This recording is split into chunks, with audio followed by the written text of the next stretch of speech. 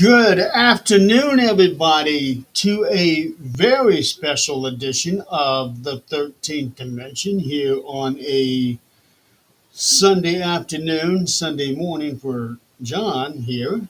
Um, he just woke up almost.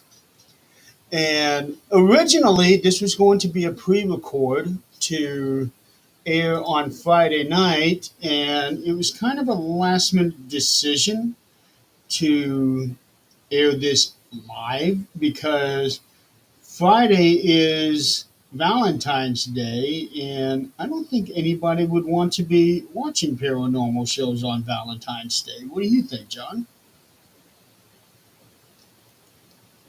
Think you still got. Oh, there we go. Um, yeah, I don't think. I think people would rather be spending time with their families and stuff like that. Yep, that's what I was thinking too, and I am still getting this thing shared out. Sweet. So it would just take a minute to get this last round. Uh, Hello, hello, everybody. there we go. So, what's really exciting about having John on this show today is this is his first podcast in forever. Yeah, it's been since probably 2022. Yeah. So, I was able to sweet talk him into doing the show with me. Took a couple weeks, but, schedules happen. Let's Hi, see. Tom. Hey, Tom, how's it going? So, we are going to forego the paranormal side because, well, everybody knows John, the paranormal guy, but he has a different side of him in Second Identity,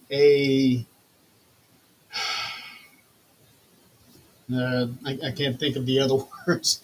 He is now John, the storm chasing guy. So he comes up with these really imaginative names for himself, Uh, but it makes sense. He is the storm chasing guy. He is a storm chaser, and we are going to be talking all about storms, especially considering that we just got an ice storm yesterday, so I think it's appropriate to be talking about this. Only we're going to be talking about a different kind of storm today. Isn't that a- right? Absolutely. Yeah, definitely. The weather this year has been really unhinged so far. It's we just had our first basically violent tornado in Tennessee um, that ended up unfortunately taking some lives a couple of nights ago during a tornado outbreak out there. If y'all didn't know, Tennessee is actually the nighttime tornado capital of the United States, and yeah, they had a very low end risk that well overperformed at night and ended up dropping 143 mile per hour EF3 on a little town called Deer Lodge, Wow, and really 100 crazy to watch. miles. That's that is insane. I think It's, there were 7 tornadoes in that outbreak, which is crazy for January into February. yeah, in wintertime. Yeah, That's not supposed to happen. no. I mean, the last time I saw that was uh 2023. There was two significant outbreaks in the winter. Actually, there was three.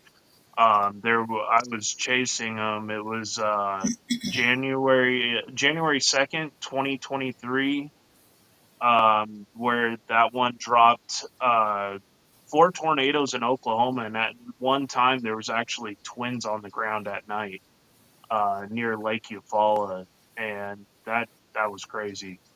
Um, and then they just kept trickling and going towards I-40, and we were trying to warn the people in the towns like, hey, there's a ongoing tornado situation. This is really bad, and y'all need to put the sirens on. They were completely uh, they did not have the sirens on in those towns, and we got a hold of the mayor of that town, and we're like, we need these sirens on, and they did eventually put them on. So So, then you had there was another tornado on January on the Texas Louisiana border in 2023 on January 18th, and then the Deer Park Houston, Texas tornado on the 23rd, and that was really bad. And that went right through the center of southern Houston.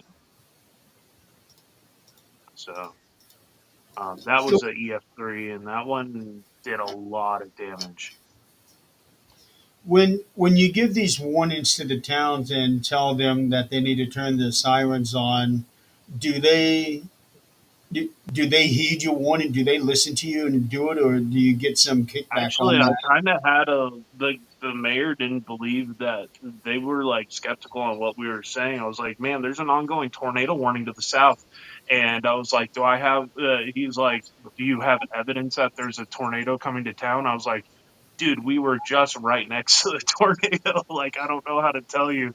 Here's a photo, and he goes, oh my god, okay, we're throwing the sirens on. He had to have physical proof that there was a tornado on the ground. Dude, I was look like, that's outside. not the time to be wondering. Wow, it sounds like all these tornado movies that they put out. You know, there's a tornado And coming. No, it's not. I've been in multiple towns like Rolling Fork, Mississippi in March of last year, which was the strongest or not last year, but the year before last, which was the strongest tornado of 2023. And that one was borderline EF5. It was a 195-mile-per-hour tornado that ripped through a small Mississippi River Delta town at night. And the the public officials there did not repair the sirens, so they never went off. Oh, I can just about imagine the lawsuits that are coming from that one. Yeah, that town is going to take a very long time to heal. I mean, there was a magnitude of major problems that happened. Hey, how's it going, Philip? Good to see you, man. Philip is right that 1 minute of skepticism could have cost a lot of lives. And that night, it cost 18 people's lives in the town of Rolling Fork, and they literally had no idea what was going on. And just shy of the tornado hitting the town, every storm chaser lost their cell phone connection. So we were going in blind into that town and no way to get a hold of authorities. And the tornado had hit not only the police station, but the hospital in town. Oh, So that's it worse leveled for both tornado. buildings. Wow. And so So, storm chasers were the only people that were able to help for the first hour and a half. so with all of this that you do, I know last year Twisters came out, the sequel to Twister. I watched it. It was really good. I Oh yeah. really enjoyed it. Um, how close did they portray storm chasing and what they do to what you guys actually do? Like a lot of it is really close. Hey Jan. A lot of it is pretty close to reality. They are actually kind of cool that the movie brought in like these experimental radar setups like they had in the movie, phase array radars and stuff like that, because they're actually currently working on stuff like that, infrasound technology, and the probe deployments. That's all goes on in real life. You had the aspect of where you have those tight convoys of cars that roll together in relative harmony, and there is some like chaser drama that goes on with some of the bigger people. Well, Um, there's going to be drama no matter what you get into. yeah, I mean, there's you have your like bigwig celebrities, like Reed Timmer, who has that tank that he drives. He's a PhD meteorologist that has a passion for storm chasing, and he has that big tank that he can anchor into the ground in the tornadoes and stuff. And I was going to after ask you about that if you guys have that kind of technology now to do that. Yeah, so his vehicle is about $700,000. The way Oh, he has it configured, it's completely armor plated. well, it would have to be if you're going to be Yeah. literally sitting through a tornado. There's actually another one that's owned by a friend of mine, Ryan Shepard. He bought the Tornado Intercept vehicle from Sean Casey, and that one is able to anchor as well. Awesome. Um, the the technology to be able to predict a tornado before it actually happens, and the technology to dissipate a tornado, like they did in the movie, is that possible right now? As far as dissipating a tornado, there's nothing that can control the behavior of a tornado. Tornadoes are right now, we have no way of stopping hurricanes. They have a mind of their own. Um, I've had many experiences chasing in Kansas and Texas where and Oklahoma where I thought I was in a safe position. And that tornado ended up changing a direction, nearly pulling a U turn and heading right at me. So, I mean, That's got there's to be times scary. I wish you could guide the direction of the tornado away from major populations, but unfortunately, it's not. I don't think something like that would even be remotely possible. Yeah, I don't think so either. You can't control Mother Nature. No, she does what she wants, Yeah. and, and it ain't always going to be pretty. So when that tornado changed directions and started headed toward you, um, is it was it like a moment where you froze, you can't do anything, or I'm did your actually logic kick in and you're like, okay, I gotta go? I kind of was at a point where I was looking at my buddy that we were sitting on the side of the road waiting to see what it was going to do. And it just kind of stalled. And I didn't take into account that it was coming right at us after a minute. And we almost got hit by it. Like, it was kind of a close call, but last second correction change, we were able to get out of its path, and that was on June 15th. I actually had another circulation develop Last year? right on top of us. Oh no, that was on 2023. Okay. Wow. Hey, Adrian. Everybody is showing up except for Nick. uh, but yeah, we had that second circulation develop right on top of us, and I actually had the little suction vortices, the little mini tornadoes inside the main tornado. So technically, we were inside the main tornado, and I had the vortices dancing around my car. Thankfully, we got hit by it when it was probably at its weakest point, which I still recorded winds of over 100 miles an hour. But it wasn't enough to like toss our vehicles. My car is pretty low profile, so lucky that wind wasn't able to get underneath my car. At 100 miles an hour, I would think that would be able to destroy buildings. It's enough. 100's probably enough to start causing structural and roof damage.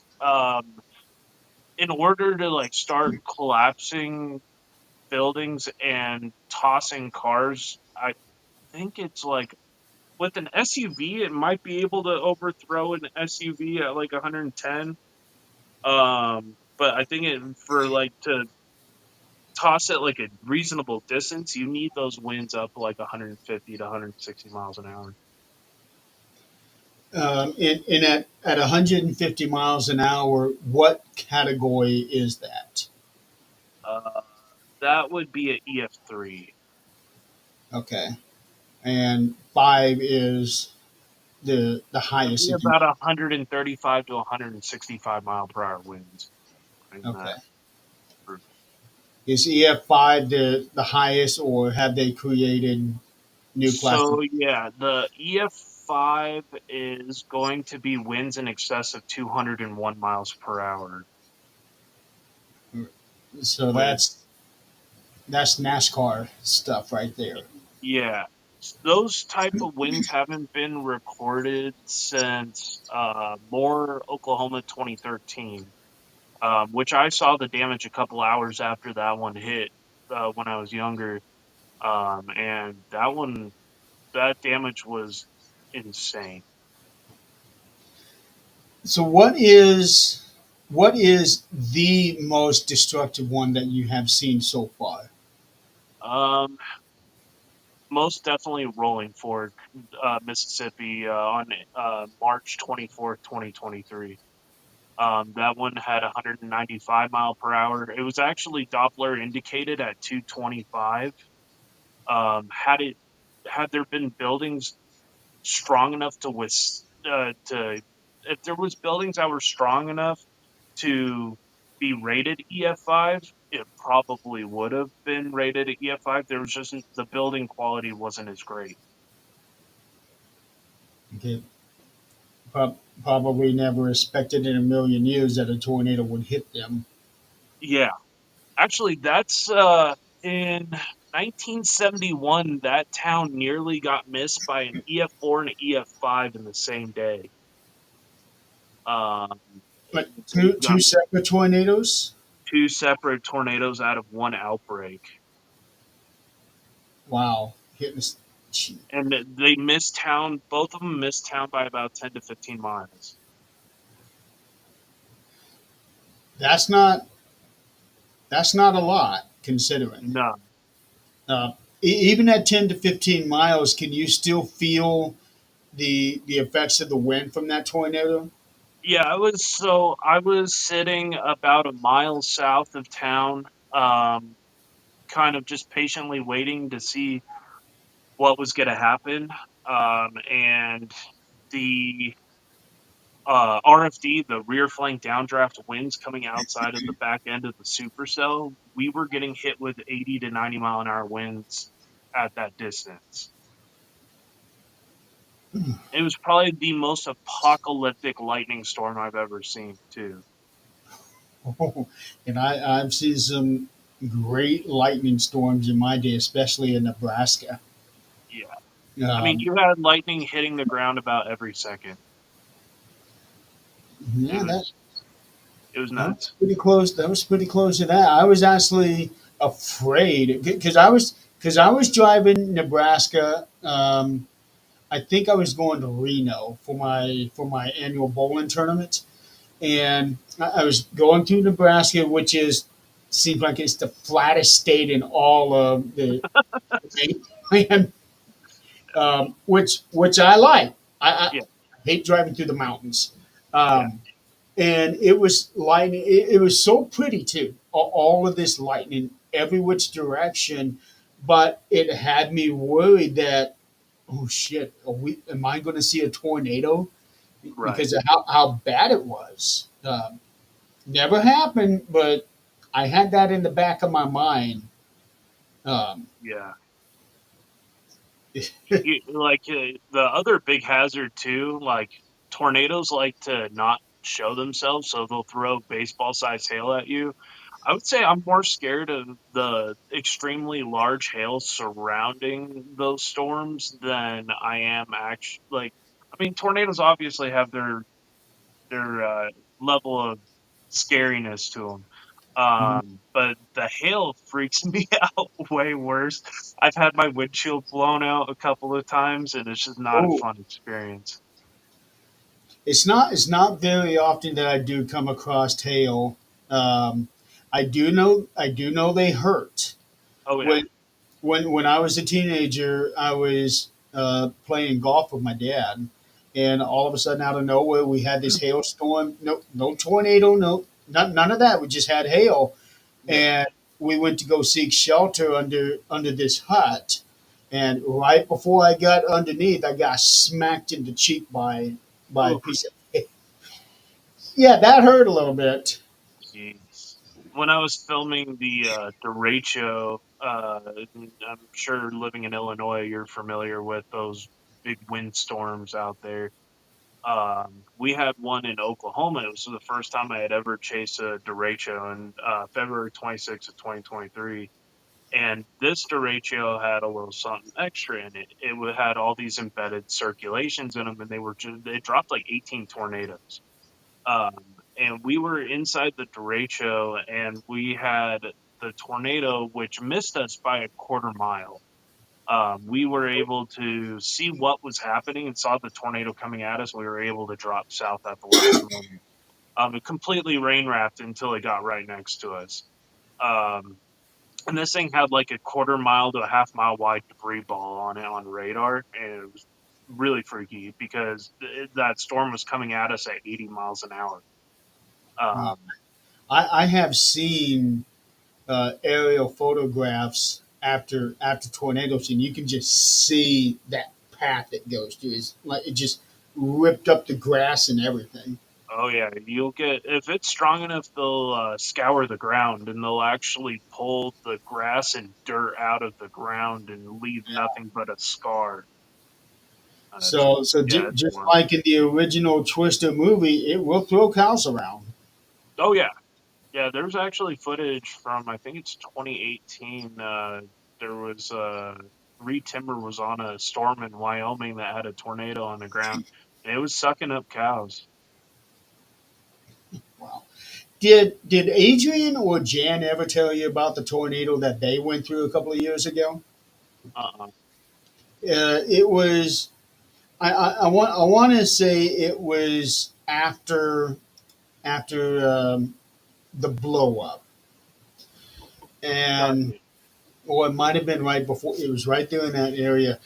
Adrian and Jan were on the road and they encountered a tornado. They actually called me. Uh, Yeah. they they called their husbands and then they ended up calling me. Uh, they pulled off on the side of the road. I can't remember the particulars about it. I do remember getting on my looking at my radar app Hmm. and looking in the area that they were at, and there was this big old red spot right where they were. Oh geez. Yeah. Well, they, obviously they got out of there alive, but that was that was a hellacious thing. And especially, I could hear the wind. Yeah, that's And crazy. so, how loud can these tornadoes get? You I know. The only thing I know is from what I've seen on the shows, but they always amp these things up. So, how loud does it really get?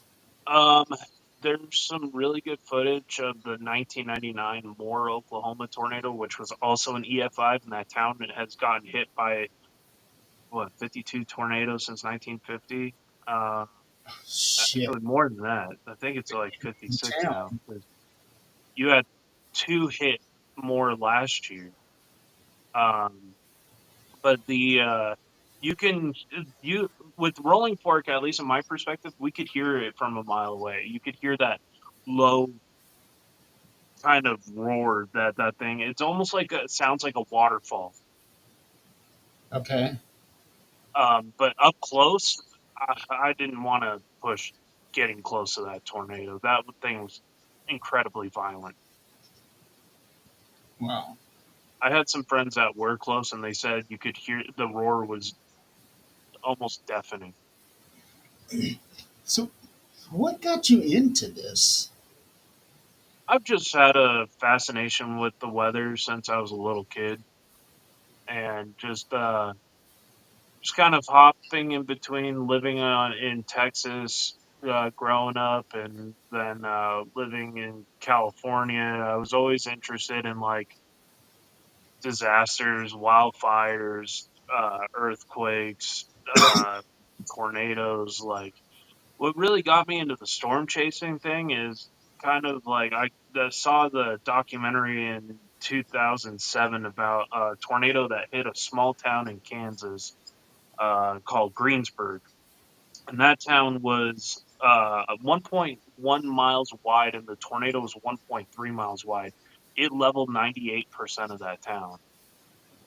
Ow. And that right there, like, and the fact that, like, the fact that, like, the community was able to recover and stuff like that, and it just always made me want to be able to help people in that way. And ever since I moved back to Texas, I've been really loving chasing again, and doing my photography with storms and making content and trying to help warn people live on YouTube that these tornadoes are currently ongoing. Um, got We had one last year that was really close to my house. It was about 40 miles, which was a little close for comfort because at the time there was another cell that was going right over my neighborhood that had potential to produce. And I was on a quarter mile wide tornado, it down 50 miles away. And so I was kind of wondering if it was going to do the same thing because there had been tornadoes north of where I live, tornadoes to the south, and I was wondering if that one would. Thankfully, it didn't do it. But it dropped like golf ball size hail at my house supposedly. Ow. You But had a we're helping warn the communities. Thankfully, all those tornadoes missed the populated areas and just went over empty grassland. So that was a that big benefit that day. when tornadoes form, like what you were saying, it didn't go into populated areas. When tornadoes form, does it have to have an empty swaths of land, or is it possible for it to form right on a city? It's possible for it to form right over a city. There's a lot of different factors of what goes into tornado genesis.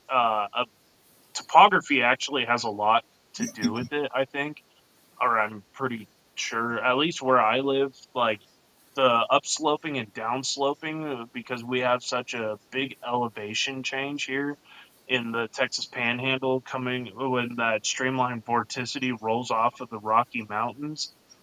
And then just mixes with that warm Gulf moisture coming out of the Gulf of Mexico and Gulf of America, um, depending on what y'all call it. The You have Yeah, that is a point of contention. I, yeah, I'm still not used to it. Uh, I honestly, I don't think we'll ever get used to it. yeah, it. It's been that name for 400 years. yeah, seriously.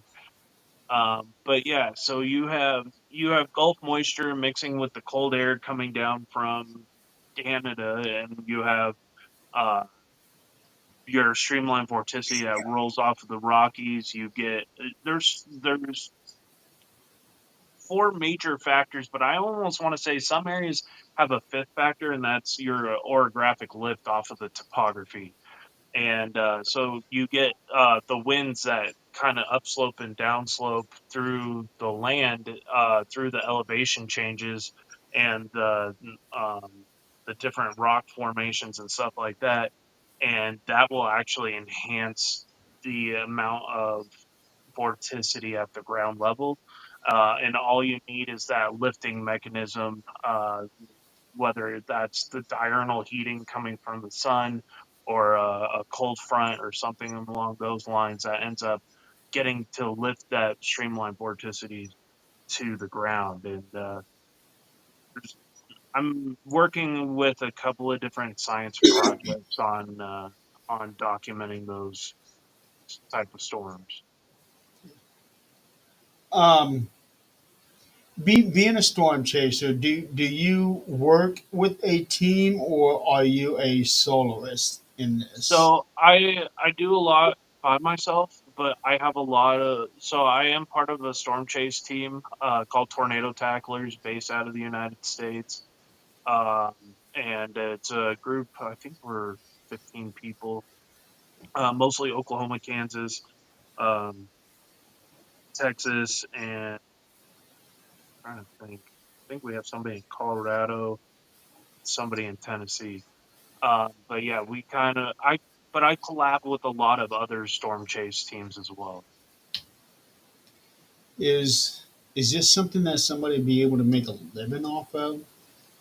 Uh, living. I mean, my main team here is the News Channel 10 team. Here in the Texas Panhandle, I chase for. Uh, I guess their Gray TV Telemundo. So I chase for a major network here, and then I also now have locked in chasing for Cake News in the Wichita area to cover Southwest Kansas. So I expanded my region up into West and Central Kansas. Um, but yeah, you can make money. To make a living is another thing. I kind of do it as like a second job. Um, but I do it because I love it. I love it for what it is. I Mhm. like helping people. Yeah, well, doing this kind of job would be helping people in the grandest way, get save lives. Yeah, yeah. That's kind of the main point of why I love the storm chasing community is um we can all like we have our little we have all of our differences. Everybody's different, but we can all come together to work with one another and help save communities and stuff like that. Is there?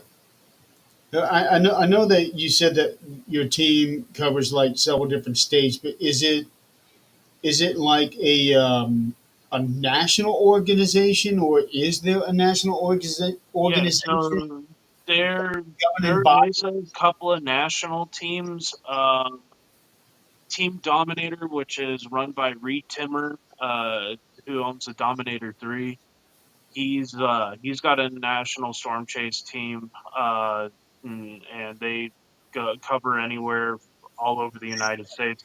I mean, Reed himself is chasing anywhere from California to uh, North Carolina and Florida, the Plains. I mean, he's on every I think that guy sees an average of like 50 to 60 tornadoes a year.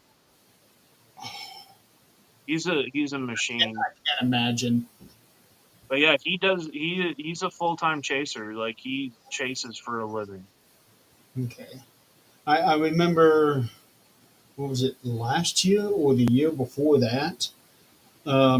It was, no, last year. It was before one of those big hurricanes that slammed the west side of Florida, I think, going up into Georgia, that really bad one.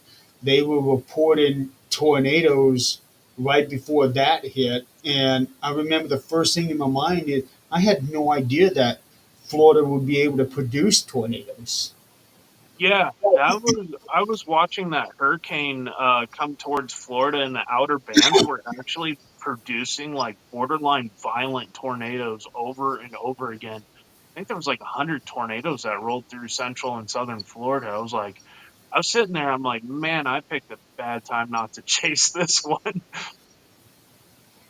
I But don't know. yeah, That's a double whammy when you got tornadoes and a hurricane.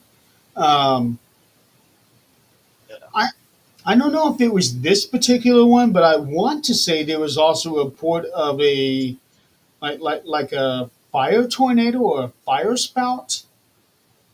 uh, the fire in California had a fire tornado. That's, I would dare say that probably be the absolute. There's Nick Hey, finally showed hey. up after 35 minutes. What's crazy is like they those fires can get so big that they end up mimicking a supercell, basically. So you have enhanced winds turning at different directions.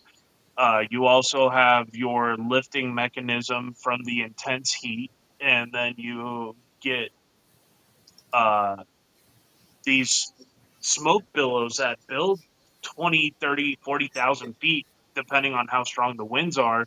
You can get these like low top supercells that actually are called pyrocumulonimbus.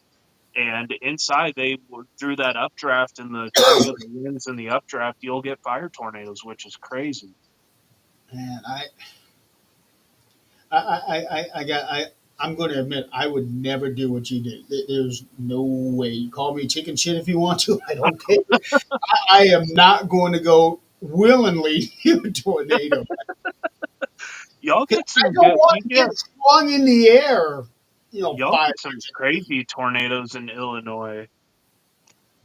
I have yet to make it up there to Chase. What was it? It was like end of March and April of 2024. Or no, was it 23? Well, 23. being in Yeah, you guys Illinois, had a high Nick, risk. Nick knows all these dates just like you do. Yeah, yeah, Oh, well, yeah. okay. That was wild to Your watch. two I fire actually saw a fire tornadoes. tornado during the big wildfire we had in the Panhandle. We had a record-breaking fire that burned 1 million acres in the Panhandle last year, which was crazy. I never heard about that one. Yeah, it was burned all the way from just north of Amarillo all the way over into Oklahoma. Damn, I should have heard about that. I don't remember seeing anything in the news, or not even in the Facebook feeds. Yeah, I don't remember seeing anything about that. Wow. I was actually Billion chasing acres? I was actually chasing that one. For like 4 or 5 days I was chasing that firestorm. Wow. I I cannot imagine the heat from that alone. Oh yeah. It was well the problem is for days leading up to it and during the event we had winds at 70 to 80 miles an hour and just no humidity. And it just created like we were having days and days of just dust storms up here when I first moved here. This was like the end of February of 24. And consequently, 5 days after the fires hit, it started snowing. Yeah, that'd be the one time you guys would be welcoming snow. Yeah, when it comes to Um, fire zoners, yeah, you don't want to be in them. Yeah, I was staying about a quarter to a half mile away from the fires for the most part until I got the second day I was in Fritch when that fire went off, and I literally had houses burning on both sides of me. It was freaking crazy. of where you living now? I'm living in the Texas Panhandle now. No, no. I'm saying where you're living now. You had houses on both sides of Oh, this not it's not in Amarillo, but then, about an hour north of where I live in the small town of Fridge. you. Okay, fridge. Yeah, it I was Fridge and another little town see the called irony in Border. that. Wow. Um, no, talking about the fire tornadoes in earlier when you were talking about, I think you said $700,000 truck. That's Yeah, all plated in it. Is that also fire protected just in case no, fire he tornado? mostly deals he mostly deals with tornadoes. Like that's his main game of what that car's built for. He actually intercepted a 158-mile-an-hour tornado in Nebraska a couple of years ago. He got a successful anchor and anchored that car right into the asphalt and let the tornado ride on top of him. It still damaged the heck out of his car. Oh, I'm sure. Um, how deep would he have to get himself anchored so that it wouldn't pick him up? Well, so his car's on airbags, so it'll slam all the way to the ground, so no wind can get underneath. And then he deploys spikes into the ground, and I'm not 100% sure on how far they go. I think it's over a foot. That's not much.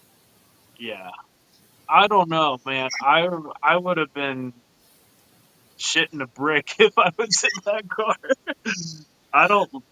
I have a healthy respect for tornadoes. I don't try to play with my life like that. But you said you've actually been inside of one, right? By accident, yes. But mine was relatively on the weaker side of the EF scale. I was getting in between 80 to 100 mile an hour winds. Um, but yeah, I did get blindsided in Northeast Texas in 2022. and I had a tornado actually rip my windshield wipers off of my car and completely disabled the windshield wiper motor. This was near the little town of Sulphur Springs, Texas, which is like the far northeastern corner towards Louisiana, like you're going towards Shreveport. And that was part of a major outbreak that day. And I had to still drive home through three other storms with no windshield wipers. Jeez. Well, Yeah. I gotta say, if that was the worst damage you had, you got lucky. I had a tree branch that was about 3 inches in diameter miss my car by just a couple of feet. Like that was probably one of the scariest moments I've ever had chasing. Mission that just screams Final Destination. Yeah, June 1992, Fritch got hit by a tornado. Yep. Oh, I thought you said fridge, like refrigerator. Uh, That's what I thought. That's what I thought you said.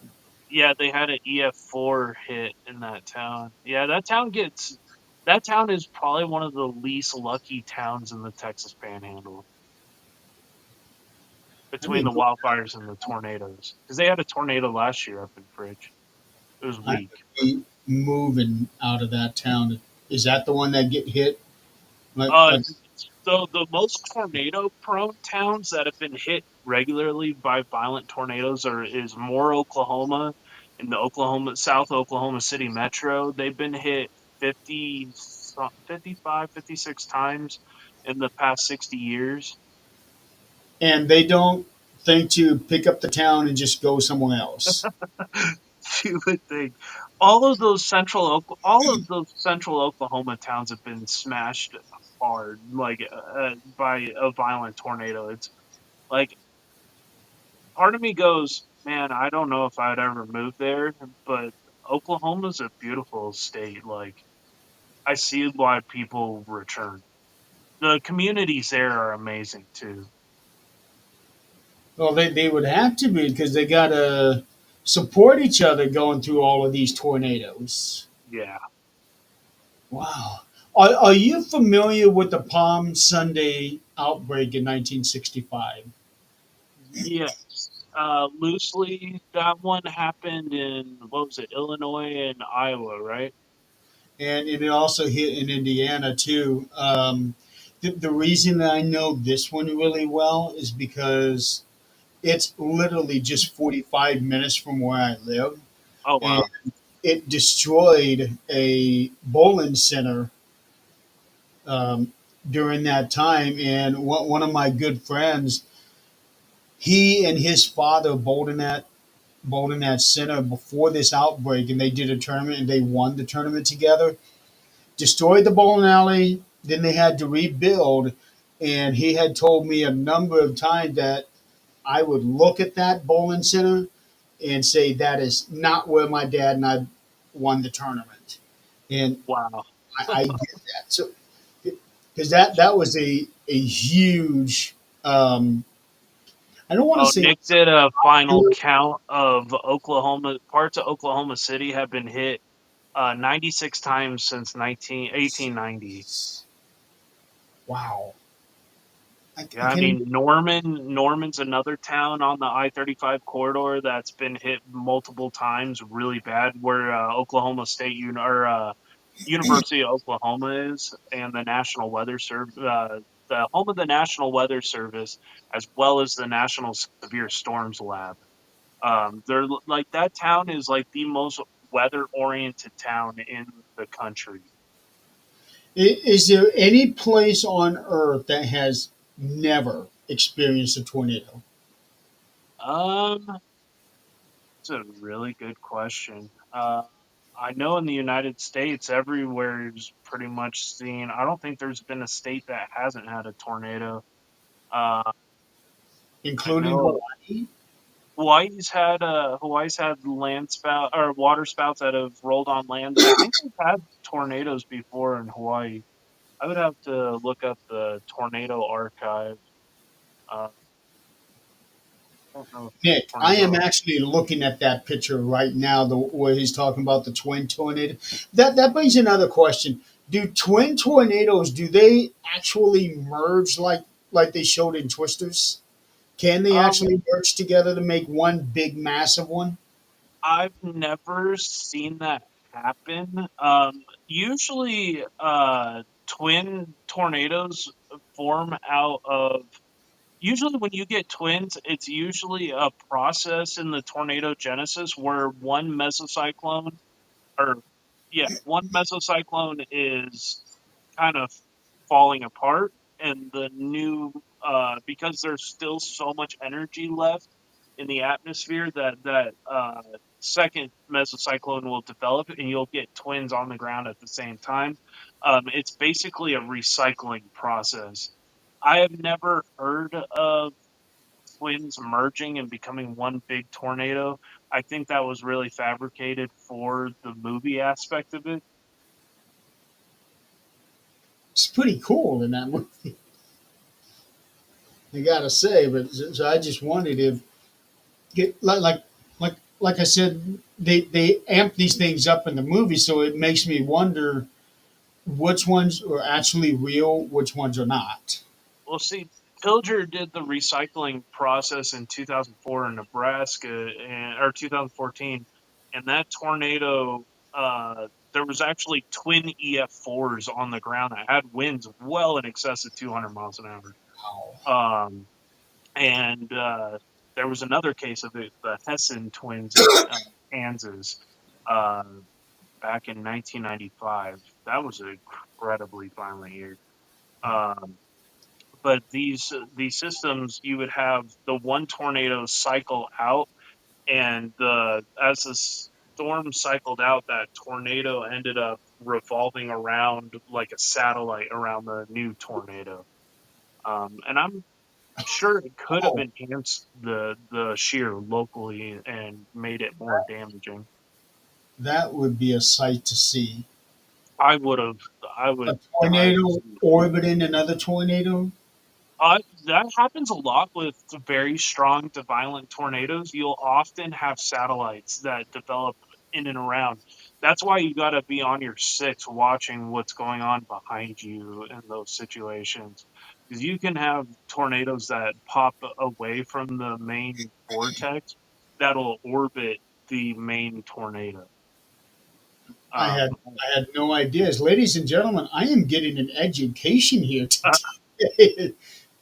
Yeah, it's scary. It's scary when it happens. And then you also have multi-vortex tornadoes where you'll have mini tornadoes inside of the main tornado vortex. it inside the tornado. Yeah, so you'll have these little suction vortices. Most of the time, multi-vortex tornadoes are on the the higher scale of the tornado setups. But yeah, you'll have these little inner tornadoes that will rotate like kind of Fujiwara effect inside of the main tornado. And if it's not condensated all the way, you'll be able to actually see those funnels. One big example of that was 2013 El Reno had a uh, had the mini tornadoes were the size of like stovepipes and wedges inside of that tornado. That tornado was 2.6 miles wide. Did you say miles? Yeah, a tornado is 2.6 miles wide, Shit. and you had half-mile tornadoes embedded in it, swinging around, and it ended up killing 4 storm chasers. If that's all it killed, wow, that's a tornado that massive. I would expect 100 people being killed. Yeah. Well, thankfully, it was over. It missed the main part of downtown El Reno by just a couple of miles. But what happened is everybody who was on Highway 81 at that time, in its path, basically got tossed off of the road, including the Weather Channel team. Uh, It picked up their car 3 feet off the ground and rolled it about 100 yards off the highway in a so fortified in El Chevy Reno, Tahoe. where is El Reno? Just west of Oklahoma City, Okay, okay. about Because 40 I minutes heard west. the Reno part, and I'm like, no, not Reno, Nevada, No. because that's where I'm going Um, next year. Um, oh yeah, Jackson, Mississippi in 1966. Yeah, that was. Yeah, but that whole like west central part of Mississippi is a major tornado magnet. Same with northern Alabama. There's a town called Tanner, Alabama. In 1974, they got hit by two EF5s during the super outbreak. And then in 2011, that super outbreak dropped another one in part of the Hackleburg Phil Campbell EF5 rolled right through the town of Tanner. Um, so yeah, that town's probably almost as unlucky as more Oklahoma is. have you seen the movie Night of the Twisters? Yeah, that's actually based off. That one was based off of that one in Nebraska, wasn't it? No, no, Night of the Tornadoes. It's uh,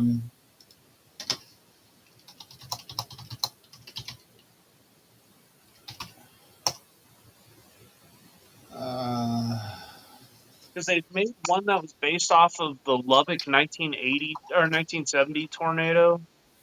Uh, here we go. Uh, yeah, Night of the Twisters. yeah. Yeah, Okay. I remember watching that, and kind of going back to how things are now. The CGI in that movie is terrible. Yeah, it was based off of event that happened in Nebraska. Don't remember. They had like a really violent outbreak. It was Grand Island, Grand Island, Grand Nebraska. Island, Nebraska. Yeah, it was actually based off a book of the Yeah. same name, 1984, by Ivy Ruckman, which is a semi-fictionalized account of that outbreak. Yeah. John Snyder starred in that movie because I remember watching that movie when they first aired it on TV, um, and that was also right around the time that Twister itself came out. Yeah. I think so. Just on those three movies, Night of the Twisters, Twister, and Twisters. Which do you Okay, well, no, I don't want to say that because Night of the Twisters is actually based on the actual thing. So let's go with Twister and Twisters. Okay. Out of those movies, realistically, like there are aspects of realism, but there's also a lot of like Hollywood stretching the truth a little bit too much in them. But they're mostly enjoyable. But with Twisters, I like what they did in incorporating like real terminology, like when they're sitting at that hotel going over the HRRR weather model. That's what I do every time that there's about to be a tornado outbreak. I look at those models. HRRR is a high resolution rapid refresh model. I use it all the time.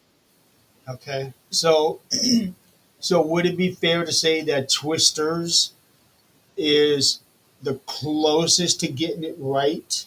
Yeah. Twisters was really good. Like Into the Storm was more entertainment, but was yeah, that one was kind of a mixed bag of if I liked it or not. Hey, how's it going, Chantel? Haven't seen Chantel. her in a while. Um, but yeah, that I would say Twisters, the new Twisters movie was probably the closest to reality. Yeah, I really like that movie, and here in the last few years, I have been becoming more and more of a fan of these disaster movies, uh, Twisters. 2012, San Andreas. I really like those. I don't know why. Maybe I just like seeing towns leveled. I don't know.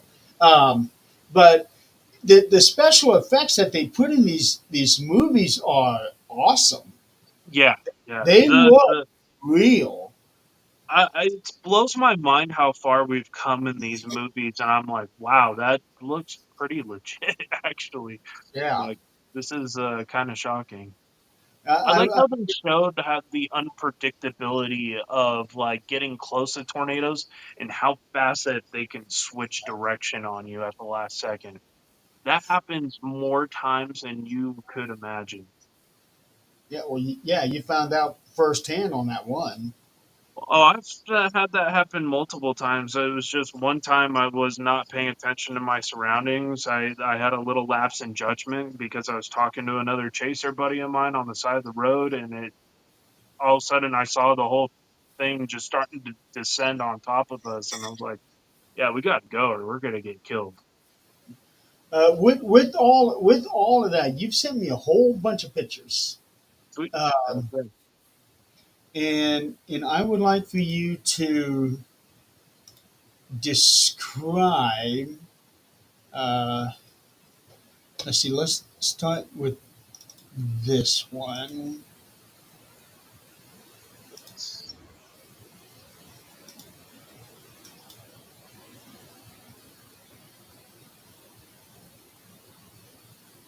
This is one that you sent me. This looks more like the Aurora Borealis, but that ain't happening in Texas and Oklahoma.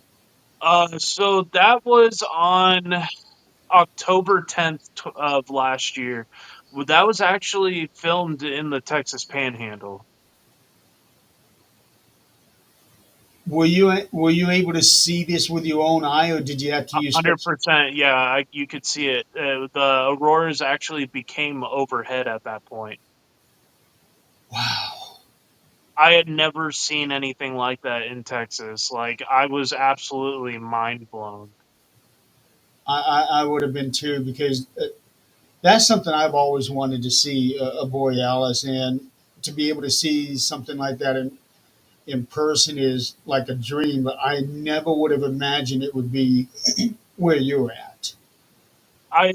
So that was a G4 solar storm. I think it was a X 1.5,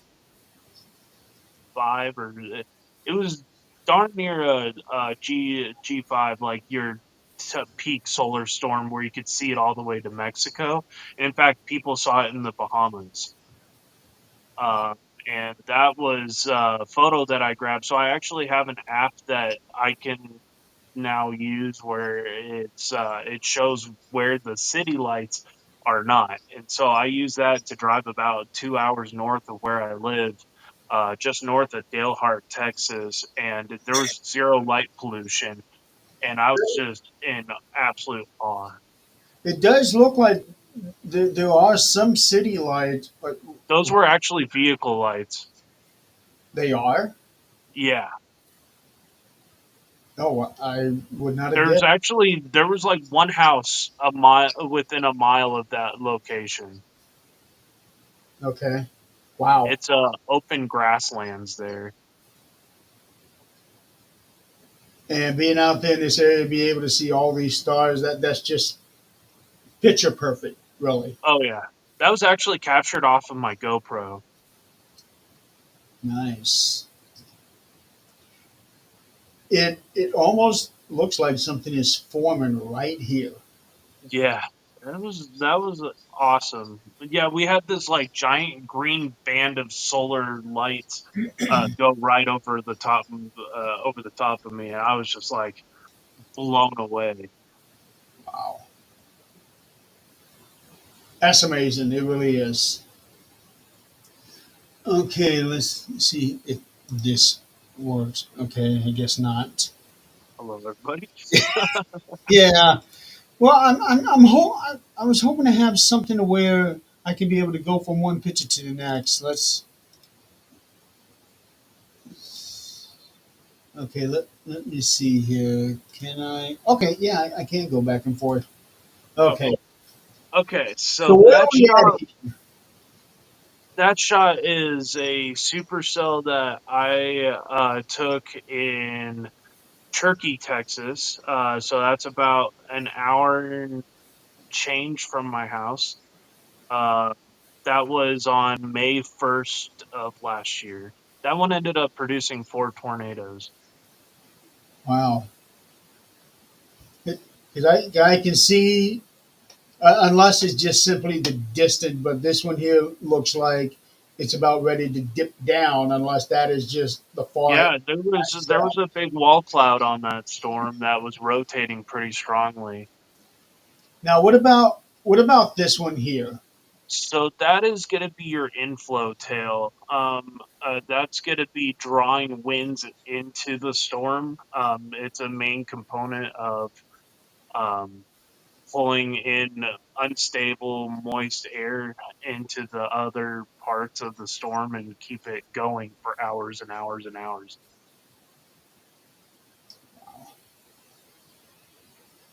And It's, it's amazing how incredibly dark it is over here. This has got to be rain that was all rain and hail. and hail.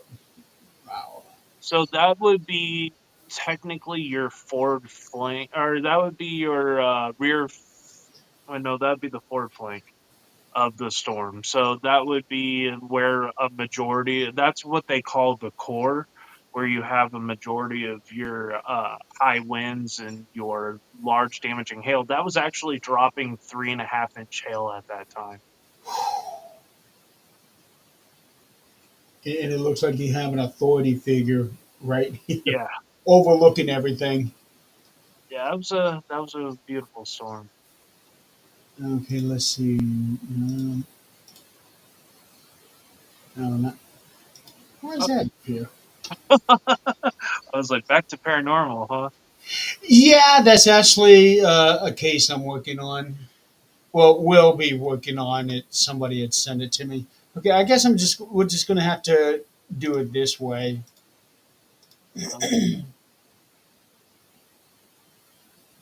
So that was shot in Tahoka, Texas on May 28th. That's just south of Lubbock. Uh, that one was a supercell that was in the process of dying after like 5.5 hours of chasing it and found this really cool abandoned building, and I thought it'd make a really cool shot. It it actually looks pretty close to that one a cappella album that I did a few years Oh, ago. Yeah, remember because you submitted a yeah. design on that one. Yep, I remember that. That was what, 2021? That was a while ago. No, that would have been, Is it 2020? I want to say 20. Yeah. Yeah. So it's been like 5 years. Damn. Yeah.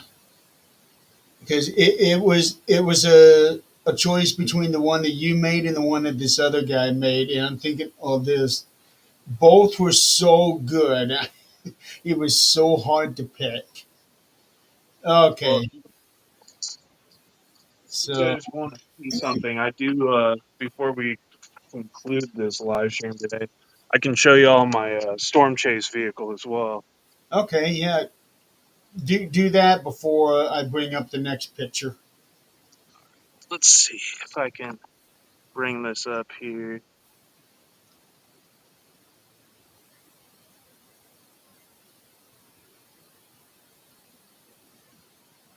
Okay, So,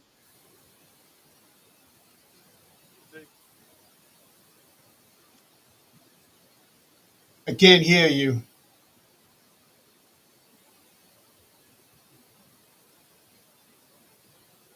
John. I cannot hear a single thing you're saying.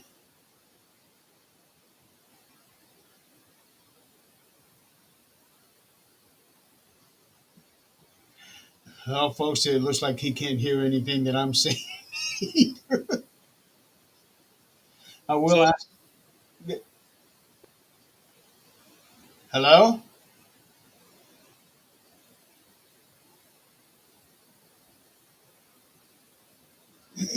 His mic is not muted, folks. So something must have changed in the setting when he switched camera angles,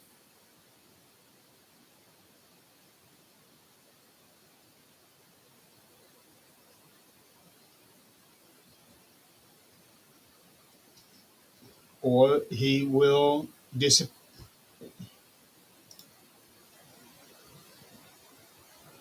Hey,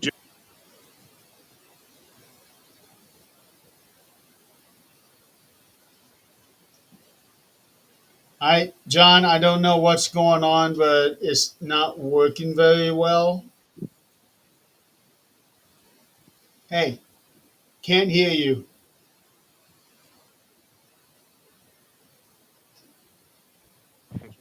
Go back inside.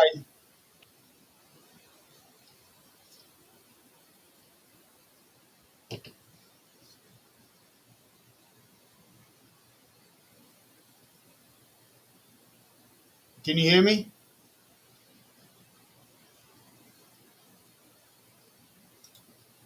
Can I hear you?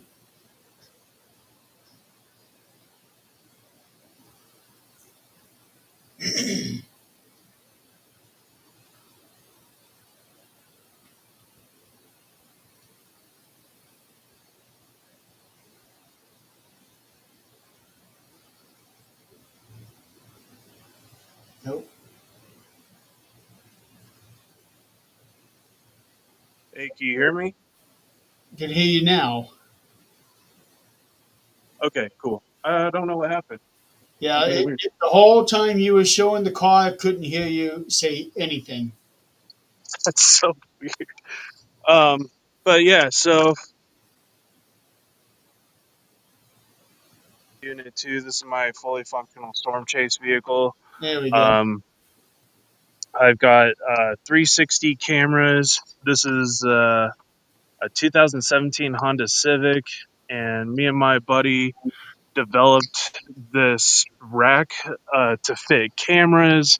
I got a light bar for driving at night, so try to get some more visibility. I've got my my radio antenna here to be in full communication with friends and teammates that I have in the field. I've got inboard computers, inboard Wi-Fi, you name it, emergency kits. So you got a pretty penny into this thing. Yeah, I've got a lot of money invested, and a lot of this I was actually able to build very cheaply. I did a lot of this shit on a budget. Like I think like the most expensive parts of this was the actual like rack part. This was $400. We got this PVC for very cheap. Yeah, you can just get that stuff at Menards and Lowe's and Home Depot. The cameras I picked up there, they're Wi-Fi based home security cameras that we rigged to the car. And each one of those is $45 each. The light bar I picked up for $40 that was off of a totaled vehicle, and it works perfectly. Now, do you have to have a special kind of license to be able to drive around like with all that? Special kind of license. Yeah, so like for truck drivers or bus drivers, you got to have a CDL, or if you're driving a motorcycle, you got to have a specific kind of license for that. Do you Yeah. have to have one for that kind of equipment? No.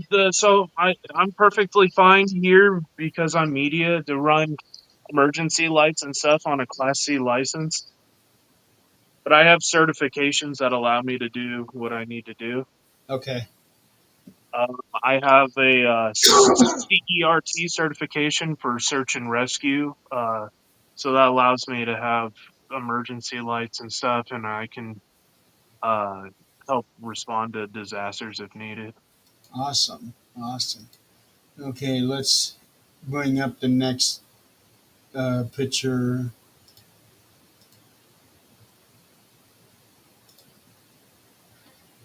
Let's see. Okay, so that was actually on that same day as that one that you showed with the house. Okay. That was in Levelland, Texas, near Lubbock. Beautiful storm. Classic supercell. Not a tornado producer, but it did drop 4-inch hail for about 4 hours. Oh, that's a lot of hail. Yeah, it was punching holes through people's roofs. Gee. Yeah, it was actually chucking baseballs 3 miles outside of the core. So I was trying to not get too close to it. I was standing about, in that shot, I was standing probably about uh two, about a mile and a half, 2 miles away, uh, and just using a zoom lens. And I can see what I think is a house here, a couple of silos here. Yeah, it was mostly all farmland out there. Okay. You have a lot of abandoned buildings out there too. All right. Yeah. Let's. I actually believe that picture was taken in Witherall, Texas, just outside of Levelland.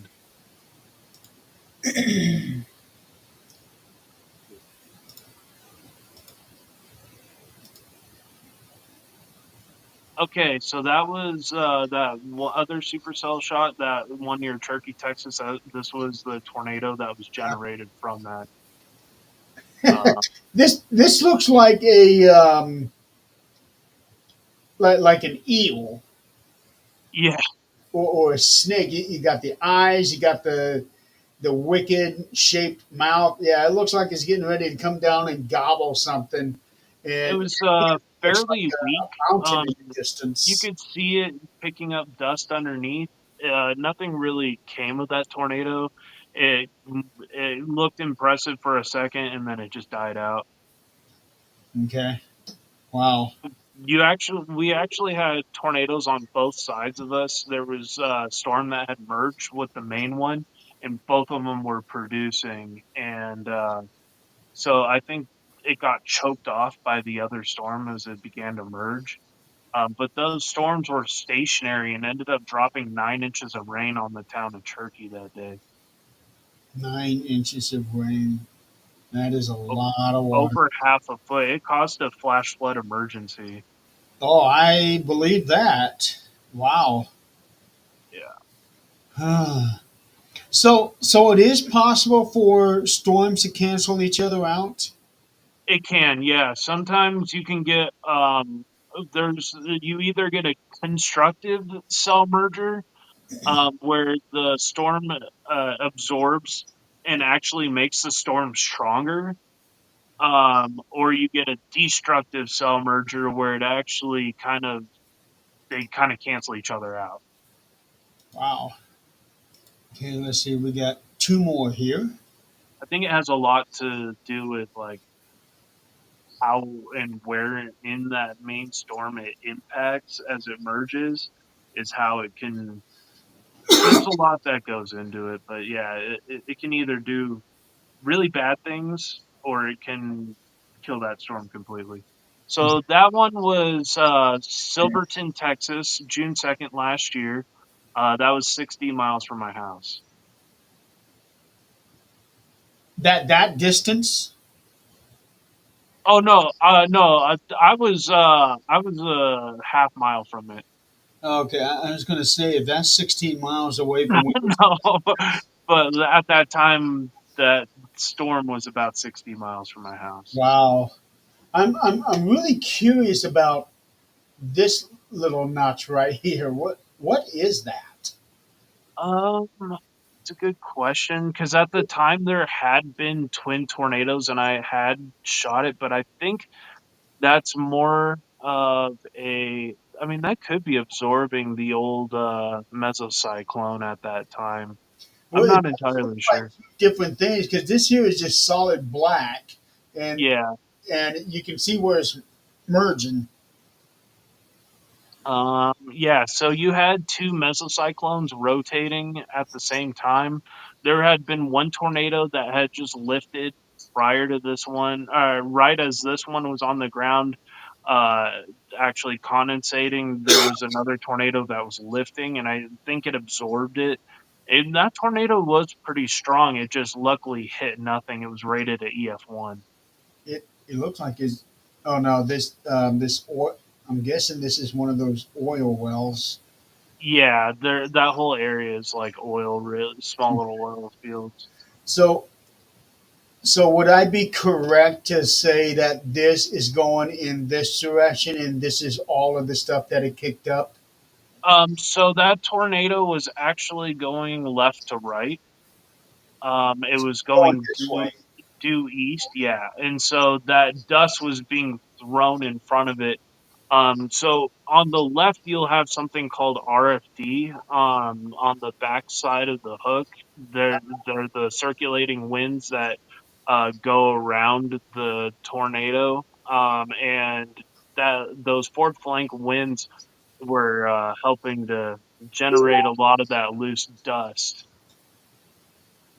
At that time, we had a really bad drought ongoing, Oh, so those tornadoes were able to throw quite a bit of dust. all right. And then we got one last picture. I say this one last for a reason. Cool. See it. Okay, so that one was on May 29th. That one was near the town of Seagraves, Texas. It was just basically uh, probably one of the lowest precip supercells I have ever seen. But it was chucking golf ball size hail. Okay, so when I look at this picture, I'm thinking I'm looking at a cloud. I don't see anything that give me an indication that this could cause a tornado, even though this right here looks like it's so low. Yeah, so it did have a mesocyclone on it. There was rotation. The whole updraft and updraft base was rotating. But it just wasn't strong enough to actually do anything, thankfully. But it was able to produce a lot of lightning. Got some interesting shots of that, and it was just kind of a nice sunset storm. It's not often you get to see the entire inner structure of the supercell because usually it's surrounded in precip. And you can see the curvature Yeah. So right. that's actually the back part is actually the anvil at the higher levels of the atmosphere, 40, 50,000 feet up, Yeah. fanning out.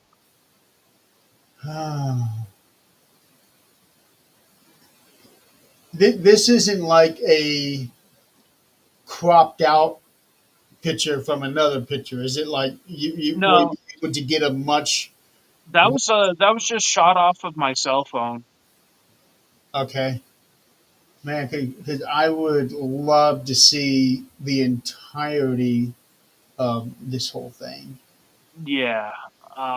Yeah, unfortunately, like I was right next to it, and so like I wish I had gotten shots a little bit behind on the road. But I was uh I was just kind of like sitting there drooling of how beautiful this storm was at sunset. It is no question about it. That's that's really something. These are amazing pictures, and you know the fact that with what you do is more times than not, I would imagine you only have a split second to start making decisions, right? Yeah, all kind of depends. Usually, I spend a lot of time mapping the areas out, or I've just been to them so many times that I'm familiar with the area. I'll be looking at road closures that morning of and deciding which areas. Like usually that morning of, I have a pretty good idea if there's going to be a tornado outbreak, where it's going to happen, and so I have like a couple of towns within that vicinity mapped out of like how quickly we can get out of there and start looking for escape routes. And usually I try to get into that town a couple hours before the storm comes in and kind of set up and observe. And I'll try to stay ahead of it for the most part most of the time. Has there ever been a time when you're looking at something, you go, nope, and go right, go away? Yeah, there's been times where I'm like, I'm I see what the storm behavior is doing. Like that Turkey, Texas one was really weird because you had three areas of circulation developed right in our vicinity. Um, and we were it was kind of like any one of these could produce a tornado at any moment. Um, and we were just kind of waiting patiently. And then we had one drop to our left, one drop to our right, about a half mile down the road. And we're like, yeah, we need to get out of this situation because eventually, if this keeps following this pattern, there's going to be a big tornado that develops. Because most of the time, when you have a lot of these smaller tornadoes drop in a sequence in the same storm, eventually you'll have that much stronger tornado develop. Yeah. Not every time, but it happens more times than what people think. Now I know that you were saying on from an earlier storm that four storm chasers were killed in it. Mhm. Have you ever lost anybody that you know personally or were friends with to a storm? Um, I've never lost anybody personally to storm. I've had good family members and friends lose their houses, but I've never had a direct fatality of anybody that I know personally. I've had some storm chaser friends of mine that have been impacted and almost killed, though, on numerous occasions. Back on that Rolling Fork one, that 200-mile-an-hour tornado in Mississippi, I had a friend named Marcus Reynolds, and he was actually hit by that tornado. He got trapped in a cul-de-sac trying to warn people and couldn't get out of there. And the tornado picked up his car, 96 Forerunner, and threw it into a baseball field 150 yards away. He survived. Wow, it's it's amazing hearing stories of all the damage that these tornadoes cause, but yet I also hear stories of an egg carton being picked up and put down somewhere and not a single egg was broken. What was wild last year, they had a tornado in Sulphur, Oklahoma, just south of Oklahoma City Metro, that struck at night and damaged the whole eastern half of the town. That town has been hit multiple times by some very strong tornadoes as well. Um, And and the there interesting was a about tornadoes at night is that you can't see them. Yeah, I do a lot of chasing at night. Like I do, I the only time you'll see the tornadoes through the lightning flashes, but you got to be stupidly close to be able to see them sometimes. And there's just times that aren't worth it. It, saying stupidly close that, I just got a chuckle at that one. I actually almost got. I had a tornado in Norman, Oklahoma this year that crossed 50 yards ahead of me at night. And as soon as I saw the power flash, most people didn't know what was going on, but I knew better. And I saw the power flash happen in front of me to my left. And then all of a sudden, the lady in front of me just kept going, and I'm honking at her to stop. And she didn't get the hint or whatever.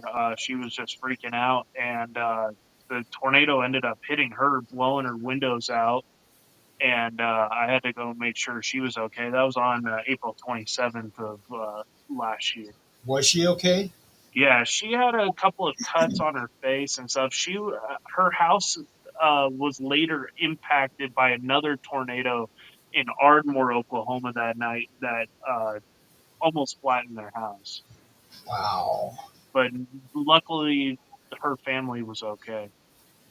Now, when an outbreak happens and you're at work, do they let you leave to do this, or is For the it most part, I'll let my boss know a couple of days ahead, and I will switch schedules with another coworker if I'm not on.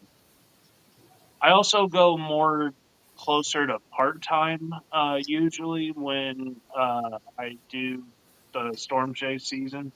And then I subsequent it with some other work that I do to be able to meet my bills and stuff. okay? Well, I gotta say this has been an amazing show. Yeah, it's fun, man. Yeah, and we actually got more than the hour that I was hoping to get. Absolutely. So that's good.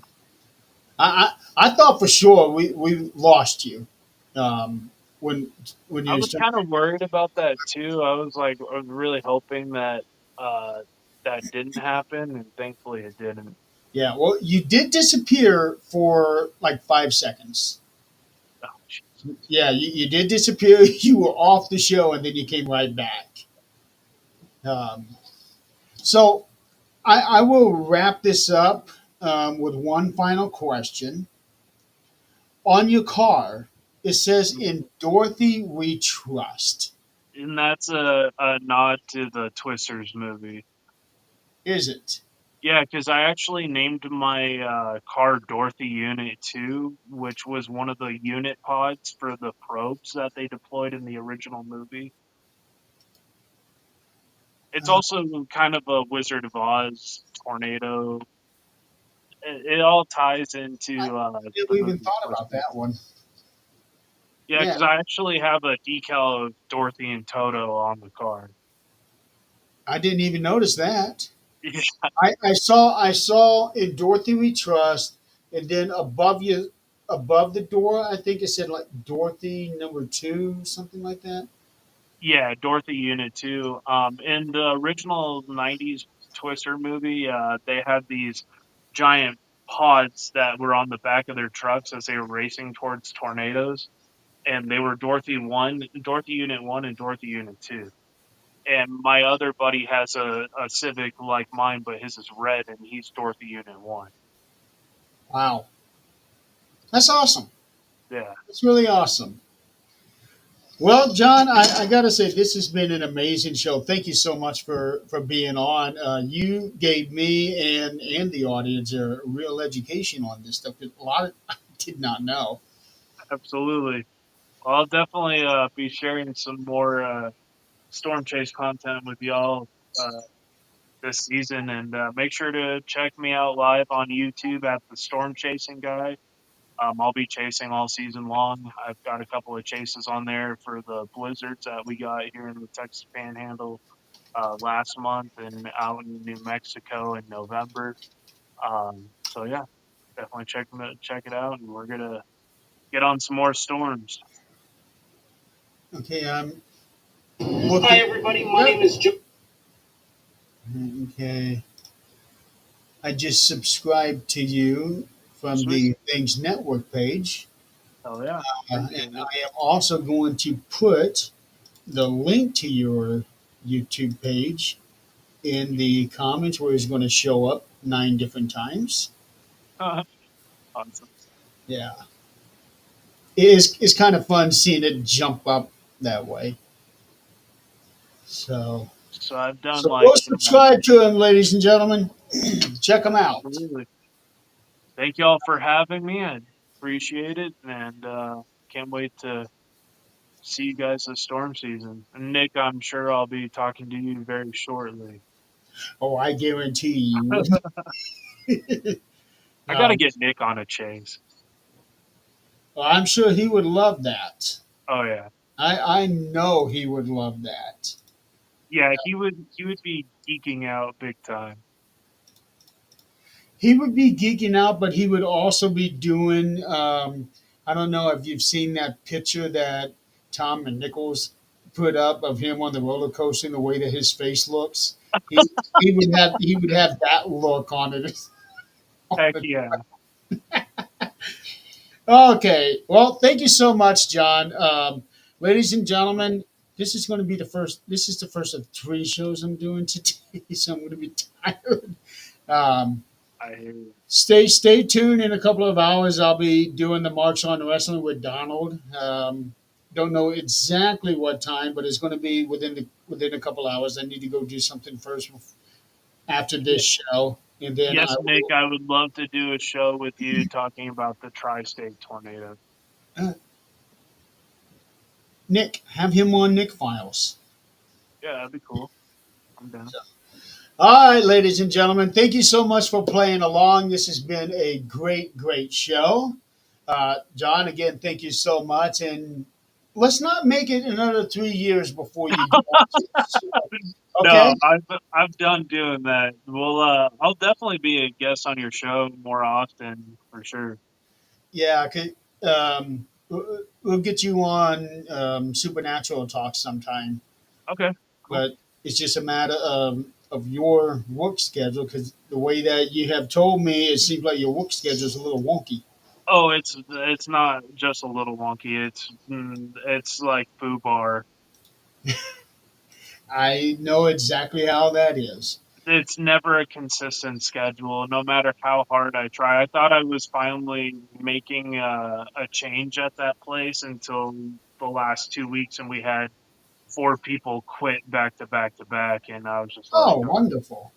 yeah, I know exactly how that is because the place that I was working at, it we basically had a revolving door. yeah, yeah. That's how my place is. Like, it's a lot of kids, and they don't have a really good work ethic at times. So I know all too well many people. the All right. struggle is real. Well, John, thank you so much for being on here. It has been an absolute pleasure finally getting you onto a podcast. We will make sure that it's not 3 years before it happens again. That's for damn sure. And everybody Absolutely. out there in the audience, thank you so much for playing along and stay tuned for Marks on Wrestling and Paranormal Experienced later today. So until then, be safe out there this weekend. If you're in northern Indiana, Ohio, Illinois, be careful out there with all the ice and the snow that we have just gotten. But until next time, I don't know when 13th Dimension will be on again, but it'll be after Valentine's Day, I'm sure. So for all you couples out there, have a good Valentine's Day, and we will see you guys later. Have a good day, everybody. All right, y'all. Have a good one.